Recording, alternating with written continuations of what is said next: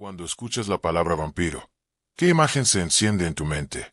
Tal vez surge la figura elegante y distante de un inmortal vestido de negro, o quizá algo mucho más brutal, una criatura salvaje, fría, ajena a la compasión humana, impulsada solo por una sed interminable de sangre.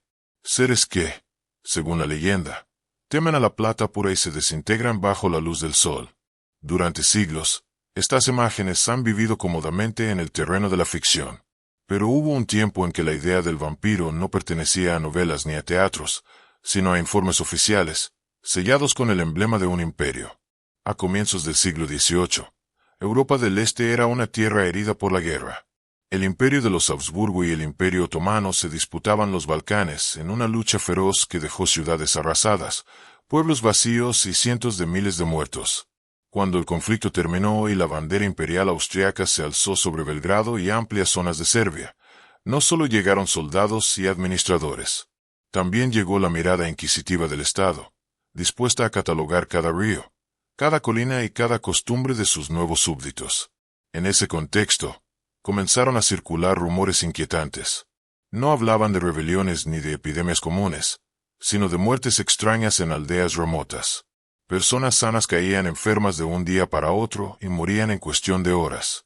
Antes de exhalar su último aliento, aseguraban haber sido visitadas por algo que no pertenecía a este mundo. Para los funcionarios imperiales, aquello no era más que superstición campesina, el producto de mentes ignorantes asustadas por la guerra y la miseria. Al menos, eso creían al principio. En el verano de 1725, un administrador imperial llamado Provisor Fal viajaba por el noreste de Serbia, siguiendo el curso del Gran Danubio. Su tarea era simple en apariencia: registrar pueblos, contar habitantes, evaluar recursos. Uno de esos lugares era una pequeña aldea de pescadores, humilde y silenciosa, perdida entre bosques y campos húmedos. Nada en los mapas indicaba que aquel sitio sería diferente a los demás. Sin embargo, Fald estaba a punto de presenciar algo que marcaría para siempre su carrera y la historia europea. Mientras realizaba sus anotaciones, un murmullo alterado llamó su atención. Un grupo de aldeanos se dirigía al cementerio, algunos furiosos, otros rezando en voz baja. Intrigado, Fald decidió seguirlos. A medida que se acercaba, el ambiente se volvía más denso, cargado de miedo y rabia. En el centro del camposanto, un grupo de hombres cavaba con desesperación una tumba reciente. Cuando el ataúd fue abierto, el administrador sintió un escalofrío. El cadáver que extrajeron no parecía llevar semanas bajo tierra. La piel conservaba color, el rostro no mostraba señales claras de descomposición, y el cabello y las uñas parecían intactos, incluso largos. No había el olor esperado de la muerte. Para un hombre educado bajo los principios de la razón y la ciencia, aquello no tenía sentido. Los aldeanos comenzaron a gritarle al cuerpo, a insultarlo como si aún pudiera oírlos. Otros permanecían inmóviles, con las manos juntas y la cabeza inclinada. Un sacerdote recitaba pasajes sagrados con voz temblorosa. Entonces ocurrió lo impensable. Uno de los hombres sacó de una caja una estaca afilada, tallada en madera de espino, y otro levantó un pesado mazo.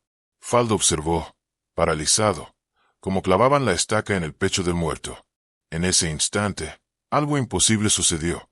Un chorro de sangre fresca brotó del cuerpo, manando por la boca y el torso. El administrador creyó escuchar un sonido grave, casi un gemido. Su mente buscó explicaciones lógicas, pero ninguna parecía suficiente. ¿Cómo podía sangrar así un cadáver? El ritual no terminó ahí. El cuerpo fue devuelto a la fosa y prendido fuego. El olor de carne y cabello quemados se extendió por el cementerio mientras las llamas se alzaban contra el cielo que comenzaba a oscurecer. Nadie hablaba. El silencio era absoluto, como si todos temieran atraer algo con el sonido de sus voces. Más tarde, Fal preguntó qué significaba todo aquello. El guía local, pálido y nervioso, respondió con una sola palabra que el administrador jamás había escuchado en un documento oficial: vampiro. Según el hombre, aquel cadáver pertenecía a una criatura impura que se levantaba de su tumba para alimentarse de los vivos. Un espíritu maligno con hambre de sangre humana. Esa misma noche, Fald redactó un informe detallado de lo ocurrido. No adornó los hechos, no añadió interpretaciones personales. Simplemente describió lo que había visto. Ese documento, enviado a las autoridades imperiales y publicado poco después, se convertiría en el primer registro oficial del término vampiro en la historia escrita de Occidente. El nombre del hombre ejecutado era Petar Blagojevic, un aldeano que había muerto semanas antes tras una breve enfermedad. Su fallecimiento no habría tenido nada de especial de no ser por lo que ocurrió después. En los días siguientes a su entierro, 9 personas más murieron en circunstancias casi idénticas. Todas se enfermaron de forma repentina. El eco del informe de provisor Fall no se disipó con el paso de las semanas. Al contrario, se propagó como un incendio lento pero persistente por los pasillos del poder imperial. En cafés, salones académicos y despachos oficiales, la palabra vampiro comenzó a pronunciarse en voz baja, casi con vergüenza, como si nombrarla pudiera traer consigo algo indeseable. Para muchos eruditos de Viena, aquello no era más que una curiosidad exótica, una nota pintoresca sobre pueblos atrasados. Pero para otros, especialmente dentro del ejército, el asunto resultaba inquietante.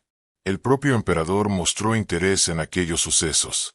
No porque creyera sin reservas en criaturas nocturnas, sino porque el imperio acababa de expandirse hacia territorios desconocidos, cultural y espiritualmente ajenos.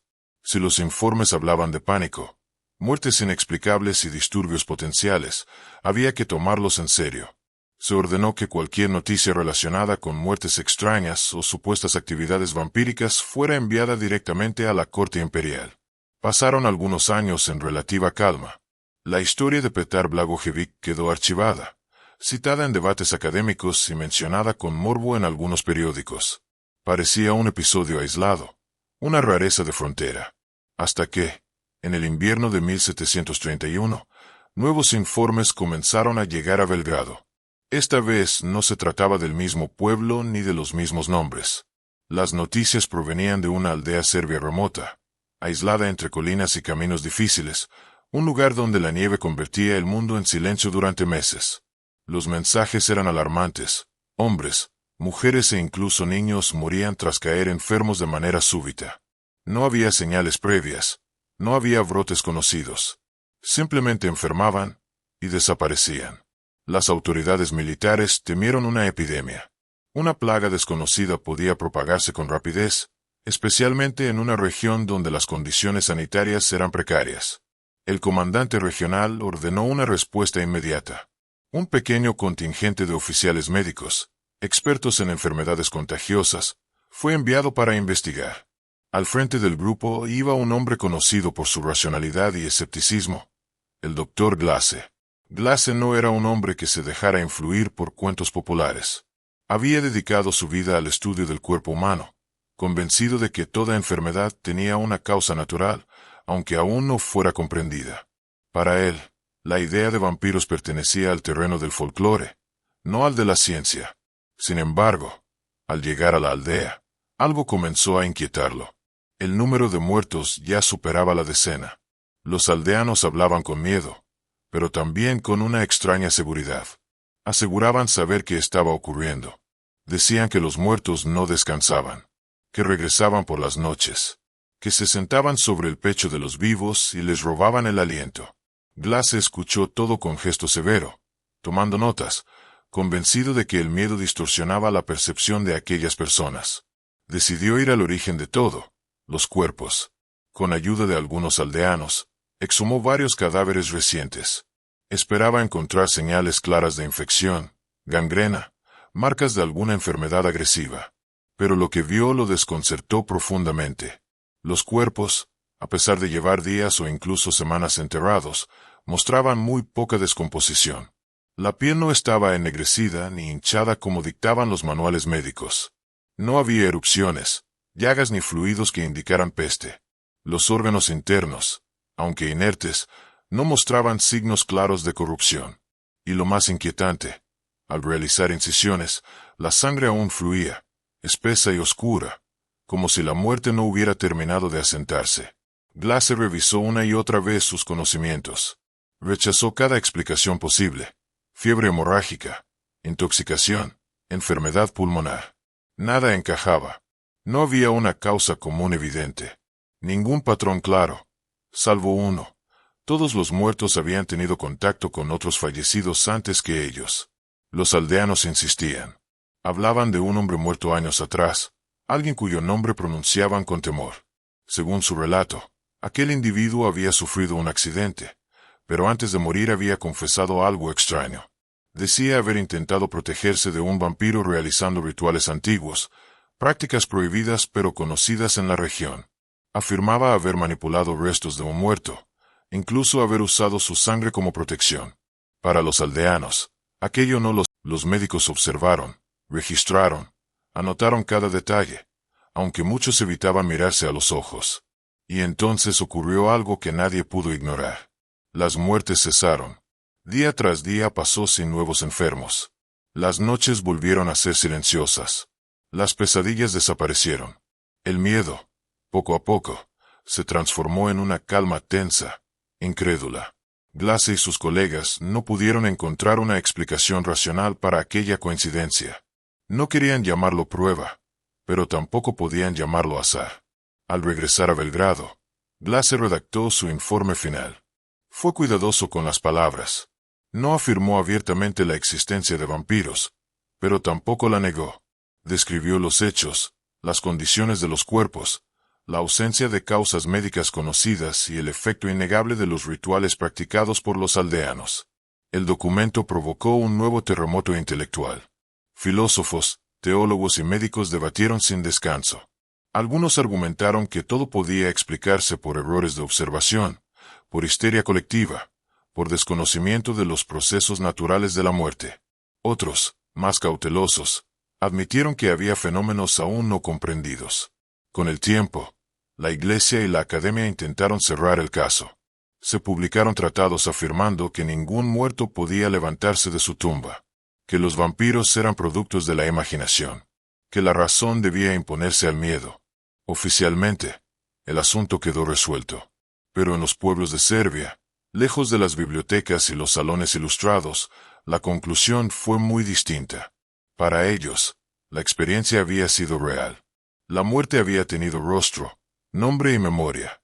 Y aunque los informes imperiales intentaran borrar el misterio, algo había quedado claro para quienes vivieron aquellos días oscuros.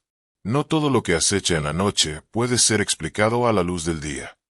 El tiempo pasó, y con él llegó una confianza renovada en la razón humana. Los informes imperiales fueron archivados, citados, con los años, suavemente desacreditados. Filósofos ilustrados insistieron en que la ciencia, tarde o temprano, explicaría aquellos sucesos. Los vampiros, decían, eran un error de interpretación nacido del miedo, la ignorancia y una comprensión incompleta del cuerpo humano. Para la Europa urbana, moderna y segura de sí misma, el caso estaba cerrado. Pero la memoria no se borra con decretos. En las aldeas rurales de Serbia, las historias no se leían en libros ni se debatían en academias. Se transmitían alrededor del fuego, en susurros, de padres a hijos. Allí, los vampiros no eran personajes literarios, sino advertencias. Eran recuerdos de noches sin sueño, de funerales repetidos, de cuerpos que no se comportaban como deberían.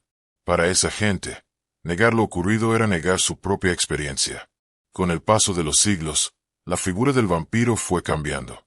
En el teatro y más tarde en la literatura, se transformó en algo elegante, casi atractivo. Un ser inmortal, trágico, condenado al amor eterno y a la soledad. Muy lejos de la cosa grotesca y temida que describían los campesinos del siglo XVIII. Aquellas primeras criaturas no seducían, asfixiaban. No hablaban de romance, hablaban de enfermedad, de muerte súbita y de cuerpos que se negaban a pudrirse. Aún así, cada cierto tiempo, el pasado parecía reclamar atención. En 2012, en una pequeña aldea del oeste de Serbia, ocurrió un incidente que muchos en las ciudades